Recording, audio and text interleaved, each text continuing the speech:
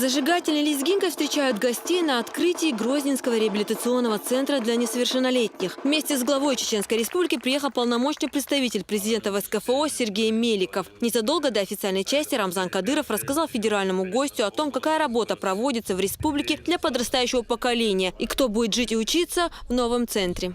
Забота о социально защищенных слоях населения является важным направлением курса нашего первого президента России Ахмада Кадырова. В республике построены современные реабилитационные центры, отделения социальной помощи семье и детям, центры занятости и другие социальные учреждения. Мы уделяем большое внимание помощи многодетным, малоимущим семьям, инвалидным и пожилым людям. Так, за последние 5 лет жильем обеспечено около 800 детей, оставшихся без попечения родителей. До конца года ключи от новых квартир получат еще 75 сирот.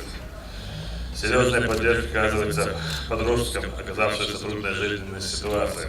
Этот реабилитационный центр можно назвать скорой помощи для таких детей. Он рассчитан на 100 мест. Здесь созданы все условия социальной и психологической помощи воспитанникам для учебы, отдыха и занятий спортом. Хочу попросить сотрудников центра, чтобы они отнеслись к подросткам как к собственным детям. Доброта и забота способны изменить жизнь человека к лучшему. Уверен, вы справитесь с этой трудной, но благородной задачей. Желаю вам и вашим воспитанникам счастья и благополучия.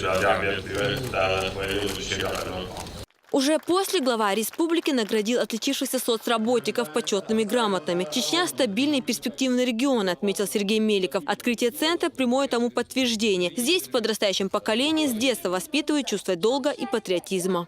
Безусловно, высшей наградой для руководителя является признание детей, потому что это признание будет признанием на всю жизнь, на долгие годы, и ваша оценка этого признания, Рамзан Ахмадович, конечно, абсолютно правильно и соответствует тем назиданиям, тем пророчествам, которые определил для всех жителей Чеченской Республики и во многом Российской Федерации герой России Ахмад Хаджи Кадыров. Я хочу поблагодарить вас за то, что вы вместе со своими коллегами, вместе с руководством Чеченской Республики, с министрами, с руководителями детского образования, с людьми, которые заботятся о будущем детей, неукоснительно выполняете указы и распоряжения президента Российской Федерации, связанные с воспитанием патриотизма, с воспитанием чувства любви к большой и малой родине. Вот в этих ребятах, которым сегодня вы сделали такой замечательный подарок. Поэтому я хочу всех присутствующих здесь, всех жителей Грозного, всех граждан Чеченской Республики поздравить с очередным событием, которое олицетворяет нынешнее положение Чеченской Республики как безопасного и стабильного региона, который воспитывает патриотов в интересах всей нашей великой Родины Российской Федерации. Право перерезать красную ленту предоставили Рамзану Кадырову и Сергею Меликову. Украшением церемонии стали воздушные шары и голуби, которые дети выпустили в небо.